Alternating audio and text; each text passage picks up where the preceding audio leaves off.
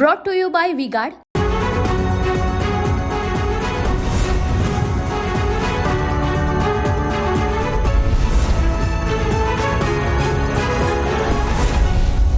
नमस्कार, TV9 मराठीमध्ये आपल्या सगळ्यांचं स्वागत. मी निखिला. महत्त्वाच्या बातमीनं बुलेटिनची सुरुवात.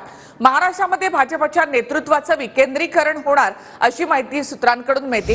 दिल्लीमधून भाजपच्या कोअर कमिटीमध्ये मोठा निर्णय झाल्याची माहिती आहे.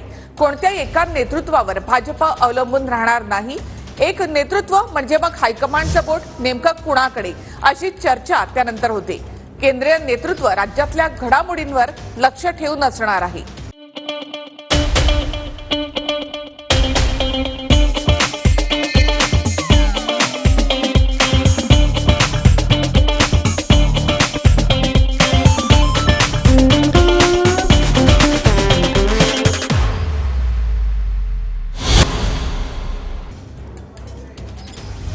महाराष्ट्रात एकट्याच्या मर्जीनं निर्णय होणार नाहीत, सामूहिक निर्णय व्हावेत. कोर कमिटीला सोबत घेऊनच निर्णय घ्यावा लागणार आणि पक्ष चालवावा लागणार. कोणत्याही एका नेतृत्वावर भाजप अवलंबून राहणार नाही. दिल्लीतल्या नेत्यांच्या देवेंद्र फडणवीस आणि कोर कमिटीला महत्त्वाच्या सूचना. महाराष्ट्रात महाविकास आघाडीला थांबवायचं असेल तर भाजपनं एकत्रितपणे काम करायला हवं. देखिए, उनका काम है अफवाह से गर्मी बढ़ाना और हमारा काम है माहौल को ठंडा रखना. हमारा नेता कैसा हो जो माहौल को रखे ठंडा वैसा हो. अब की बार वी गॉट एयर कूलर का चमत्कार. महाराष्ट्रातील भाजपच्या सर्व जुन्या नेत्यांना सक्रिय करायला हवं. विधानसभा निवडणुकीच्या तयारीला लागा. आतापासूनच उमेदवारांना तयारीच्या सूचना द्या. लोकसभा निवडणुकीत ज्या चुका झाल्या त्या विधानसभा निवडणुकांमध्ये पुन्हा होऊ देऊ नका. महाराष्ट्रात भाजपची सत्ता आणायची आहे. सोशल मीडियाचा अधिक वापर करा आणि विरोधकांना प्रत्युत्तर द्या. भाइयों बहनों, उनके राज में पावर रहे अनस्टेबल और हम रखे सब स्मूथ और स्टेबल. हमारा नेता कैसा हो जो स्टेबल पावर दे वैसा हो. अब की बार वी गॉट एसी स्टेबलाइजर का चमत्कार. महाराष्ट्रामध्ये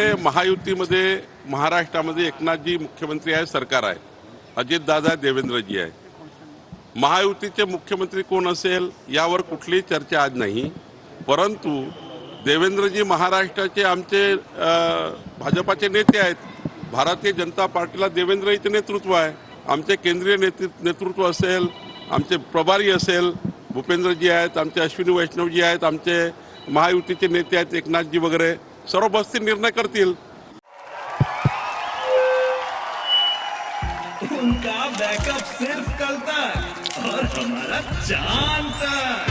हमारा नेता कैसा हो जो नॉन स्टॉप बैकअप दे वैसा हो. अब की बार वी गॉट इन्वर्टर बैटरी का चमत्कार. त्यांचा प्रश्न आहे ना, त्यांनी कोणाला नेता मानायचं. त्या नेत्याचा लोकसभेत दारुण पराभव महाविकास आघाडीने केला आहे आणि स्वतः बावनकुळे ज्या मतदारसंघात आमदार राहिले आहेत त्या मतदारसंघामध्ये महाविकास आघाडीचे उमेदवार साधारण 25,000 मतांनी पुढे आहेत. बावनकुळेने जरा ऑडिट करावं त्यांच्या मतदारसंघाचं. बावनकुळे असं म्हणतात की महाविकास आघाडीमध्ये 6 मुख्यमंत्री आहेत. आमच्याकडे मात्र देवेंद्र फडणवीस हेच नेते आहेत आणि मुख्यमंत्री पदाचा प्रश्न दिल्लीतनं सोडवला जाईल. म्हणजे मग देवेंद्रजी मुख्यमंत्री आहेत का, त्यांना म्हणायचं होतं? त्यांना पक्षाचं काम करायची इच्छा होती, पण ते पक्षाचं काम त्यांना करून त्यांनीच इच्छा व्यक्त केलेली की मला संघटनेची जबाबदारी मला पाहिजे. पण मला वाटत नाही की त्यांना हे दिल्लीचं नेतृत्व त्यांना पक्ष संघटनेची जबाबदारी द्यायला तयार आहेत. त्यांना जी जबाबदारी दिली आहे तीच त्यांनी कंटिन्यू करावी असं साधारणपणे दिसतंय, असं मी वर्तमानपत्रात वाचलं. भारतीय जनता पक्षाचा अंतर्गत प्रश्न आहे, परंतु माननीय देवेंद्रजी फडणवीस साहेबांचं नेतृत्व हे मी फार जवळनं पाहिलेलं आहे. त्यांची कामाची पद्धत, त्यांची प्रशासनावर असणारी पकड, त्याचबरोबर माननीय देवेंद्र फडणवीस साहेबांच्या नेतृत्वाचा उपयोग महायुतीला महाराष्ट्रात निश्चितपणानं अत्यंत चांगल्या प्रकारे होईल. काही गोष्टी आमच्या लक्षात आल्या, त्या सुधारणा करून आम्ही निश्चितपणानं पुढे जाऊ. फडणवीसांच्या राजीनाम्याची गरज नाही, राज्यातले नेते पाठीशी आहेत. लोकसभेच्या पराभवाची जबाबदारी सामूहिक आहे असं कोअर कमिटीने म्हटलंय. विधानसभेच्या नियोजनावर 22 तारखेला भाजपची बैठक होणार आहे. केंद्रातल्या हायकमांडच्या निर्देशानंतर कोअर कमिटीनं आपली भूमिका मांडली. एका नेतृत्वावर भाजप अवलंबून राहणार नाही असं हायकमांडनं म्हटलंय. शिवसेनेचा आज 58वा वर्धापन दिन आहे. ठाकरेंच्या शिवसेनेचा षण्मुखानंद सभागृहामध्ये हा वर्धापन दिन सोहळा साजरा केला जाणार आहे. तर शिंदेच्या शिवसेनेचा वरळीतल्या डोम NACI सभागृहामध्ये वर्धापन दिन साजरा केला जाईल. दोन्ही गट विधानसभा निवडणुकांचं रणशिंग या निमित्तानं फुंकणार आहेत. नवनिर्वाचित खासदारांचा सत्कार देखील यावेळी केला जाईल. तर ठाकरेंच्या शिवसेनेचा षण्मुखानंद सभागृहामध्ये वर्धापन दिन साजरा केला जाणार आहे. इथे उद्धव ठाकरे काय बोलतात याकडे सगळ्यांचंच लक्ष असेल. तर शिंदेच्या शिवसेनेचा डोम NACI या सभागृहामध्ये वर्धापन दिन साजरा केला जाणार आहे.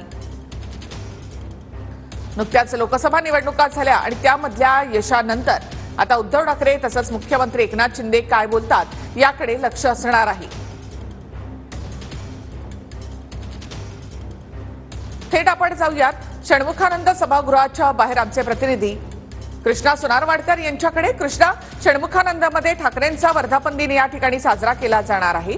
तर नेमकी कशा प्रकारची व्यवस्था असेल, आज उद्धव ठाकरे काय बोलतात, खरं तर याकडे सगळ्यांचं लक्ष असणार आहे. निखिल, आपण पाहतोय की शिवसेनेचा 58वा वर्धापन दिन साजरा होतो आहे आणि मी षण्मुखानंद हॉलमध्ये सध्या आहे आणि इथे शिवसेना उद्धव बाळासाहेब ठाकरे पक्षाचा वर्धापन दिन जो आहे तो साजरा केला जाणार आहे. त्याची तयारी सकाळपासून केली जाते आणि व्यासपीठ हे आता तयार करण्यात आलेलं आहे आणि खुर्च्या सुद्धा मांडण्यात आलेल्या आहेत. जवळपास तासाभरानंतर काही प्रमुख नेते या ठिकाणी यायला सुरुवात होते आणि त्यानंतर प्रमुख नेत्यांची पहिल्यांदा 4 ते 5 नेत्यांची भाषणे जी आहेत त्याच्या कार्यक्रमामध्ये होणार आहेत आणि त्यानंतर पक्षप्रमुख उद्धव ठाकरे हे सुद्धा भाषण करणार आहेत. मात्र विधानसभा निवडणुका तोंडावरती आहेत आणि लोकसभा निवडणुकाचा निकाल नुकताच आलेला आहे आणि त्यामुळे तिथे मिळालेले यश असेल किंवा महाविकास आघाडीला जे काही वातावरण राज्यामध्ये तयार झालेलं होतं त्या अनुषंगानं जो काही निकाल महाविकास आघाडीच्या बाजूने लागलेला होता त्यामुळे विधानसभेची तयारी कशा पद्धतीने करायची किंवा येत्या काळात जे कार्यकर्ते आहेत त्यांच्या अंगामध्ये कशी ऊर्जा भरायची या अनुषंगानं आजचा हा वर्धापन दिनाचा कार्यक्रम अत्यंत महत्त्वाचा मानला जातो आणि तशी तयारी सगळी या ठिकाणी केल्याचं पाहायला मिळतं आहे.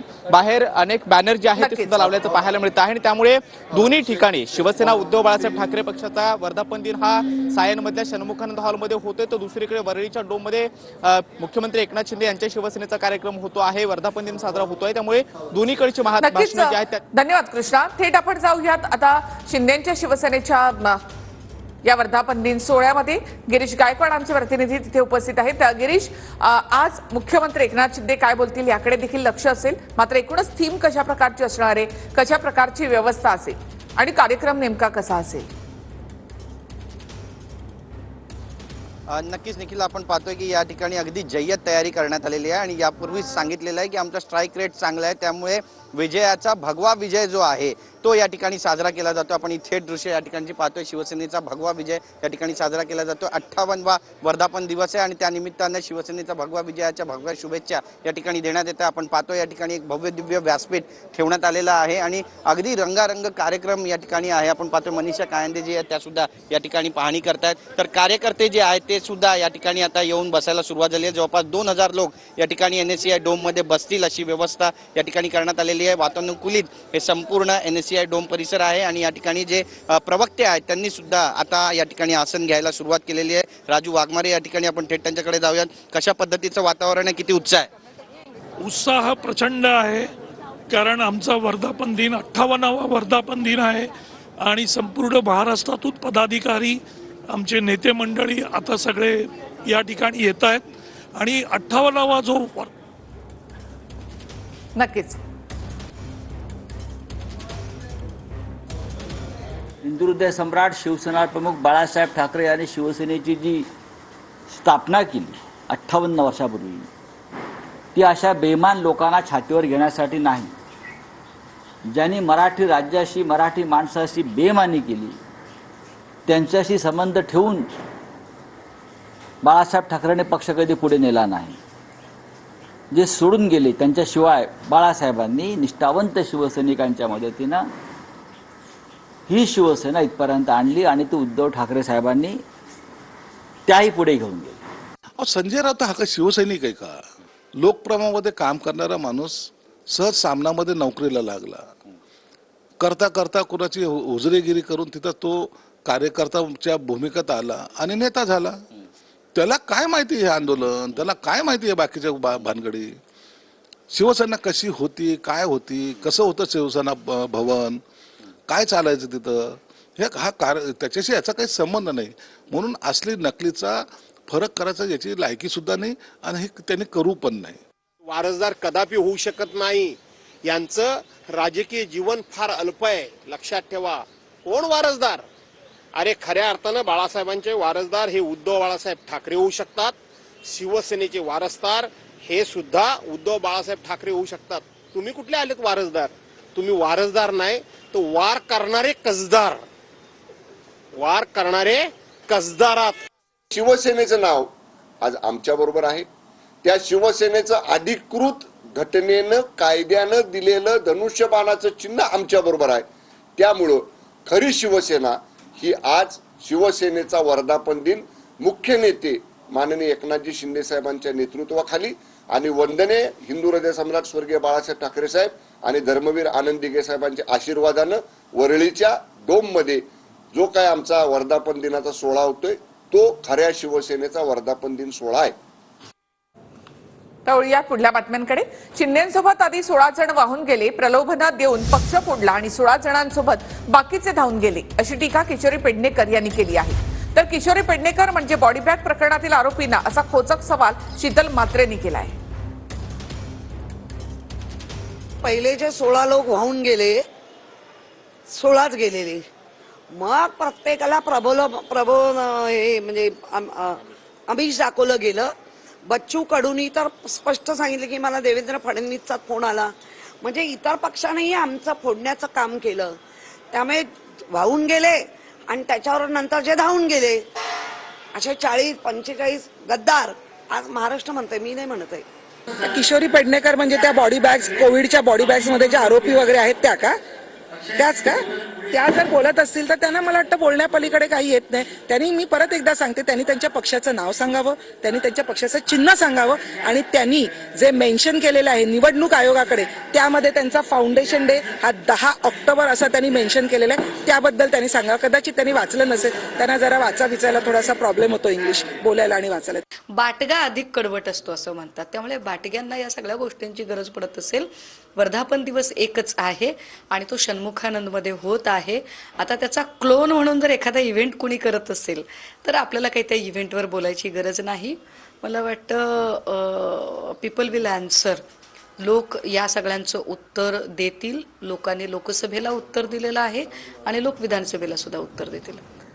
बारामतीमध्ये नेत्याचं दुकान काही चाललं नाही, शरद पवार यांनी अजित पवारांना हा टोला लगावला. सामान्य माणूस, कामगार, कष्टकऱ्यांचं दुकान जोरात चाललं असं शरद पवार म्हणाले. तर लोकसभेला जे झालं तेच विधानसभेत व्हावं, राज्य सरकार हातात येईल असं शरद पवार यांनी म्हटलंय. सुविधाचं राजकारण आपण कधी करत नाही, पण एक गोष्ट बारामती तालुक्यात जनतेने सिद्ध केली. नेते गावाचे होते, त्यांचं दुकान काही चाललं नाही. सामान्य माणसं जी आहेत, साधी माणसं आहेत, लहान शेतकरी आहेत, कष्टकरी आहेत, कामगार आहेत, त्यांचं दुकान जोरात चाललं आणि त्यामुळे त्याच्यामध्ये नवी पिढी, तरुणांची पिढी ही फुलाली. दोन्ही सरकार आमच्या हातात नाही आहेत, आज नाही. उद्या निवडणुका येतील, कालच्या निवडणुकीला काम तसं झालं, तसं काम झालं तर राज्य सरकार कसं हातात येत नाही हे मी बघतो.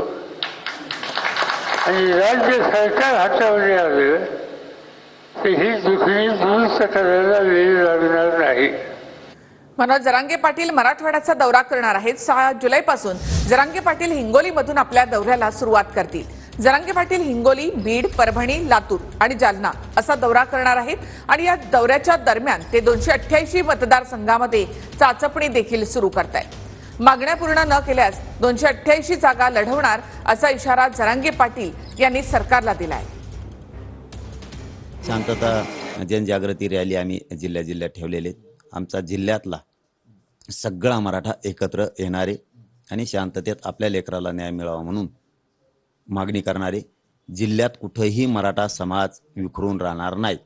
जिल्ह्यातला सगळा मराठा ताकदीनं लेकरा बाळासह त्यामध्ये सहभाग होणार। हे पहिल्या टप्प्यातले असे महाराष्ट्रभर सगळे टप्पे आम्ही टाकतोय। आम्ही 100% राजकारण करणार नाहीत, पण नाही दिलं तर 288 उमेदवार लढवणार म्हणजे लढवणार। आम्ही विधानसभेत आम्हाला उमेदवार दिल्याशिवाय पर्यायचं नाही। सगळ्या जाती धर्माला सोबत घेऊन आम्ही लढणार आहेत, आमचा नाविलाज असं चाचपणी सध्या तरी सुरू आहे। सर्वे फिरवे नाही म्हणणार मी, पण ते चाचपणी आमची सुरू आहे। हे सगळ्या जाती धर्माचे लोक एकत्र आणणं काम आहे। जर सरकारने नाही दिलं तर, आणि जर दिलं तर आम्हाला राजकारणाकडे जायचं नाही। लक्ष्मण हाके सरकारी एजंट असल्याचा आरोप मनोज जरांगे पाटील यांनी केला होता, तर सरकारी एजंट कोण याचं उत्तर जरांगे यांनाच विचारावं असा खोचक सवाल करत लक्ष्मण हाकेंनी जरांगे यांनी केलेल्या आरोपांवर पलटवार केलाय। लक्ष्मण हाके यांचा आजचा 7वा दिवस आहे। लक्ष्मण हाके माझ्यासोबत आहेत। जरांगे पाटील असं म्हणाले की तुम्ही सरकारी एजंट आहात। सरकारी एजंट कोण? कार्यकर्ता असतो का? सरकारला भांडणारा कार्यकर्ता सरकारचा एजंट कसा असू शकतो? ते जरांगेंनाच विचारा, कोण एजंट आहे, काय आहेत? सरकारी एजंट असतो तर सरकारची माणसं इथनं गाड्या घोडं फिरलं असतं।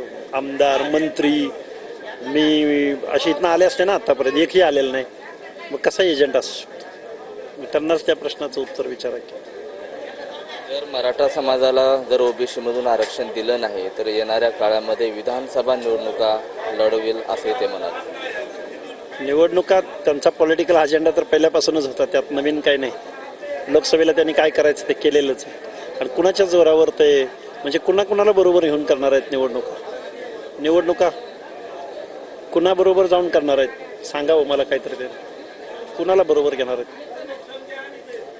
कारण निवडून येऊन आरक्षण संपवायचं आहे का? कॅमेरा पर्सन अमित आडेसह मी महेंद्र कुमार मुधोळकर, वडीगोद्री, जालना। आणि आता महत्त्वाच्या 25 बातम्या आपण पाहूया। भुजबळांबद्दल महायुतीमध्ये गैरसमज निर्माण करण्याचा राऊतांचा प्रयत्न, राऊतांच्या वक्तव्याचा महायुतीवर काहीही परिणाम होणार नाही, शंभूराज देसाई यांची प्रतिक्रिया। एकनाथ खडसेंच्या पक्षप्रवेशाबाबत माहिती नाही, मात्र जळगाव रावेरमध्ये विजय हवा होता तो मिळवला, गिरीश महाजन यांची प्रतिक्रिया। एकनाथ खडसे अद्याप भाजपमध्ये नाहीत, जेव्हा पक्षात येतील तेव्हा सविस्तर बोलू, खडसेंच्या पक्षप्रवेशावर चंद्रशेखर बावनकुळे यांची प्रतिक्रिया।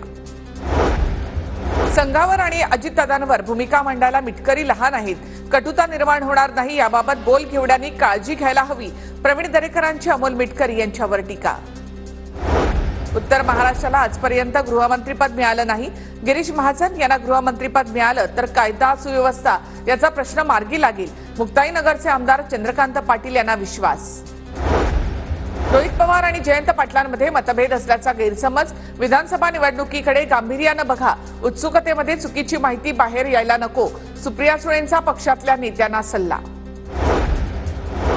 मुंबई हायकोर्टाने केंद्रीय तपास यंत्रणांना खडेबोल सुनावले, लुकआउट नोटीस बजावताना थोडं तारतम्य बाळगा, समीर वानखेडेंना बजावलेल्या नोटीशीवर हायकोर्टाचे खडे सवाल।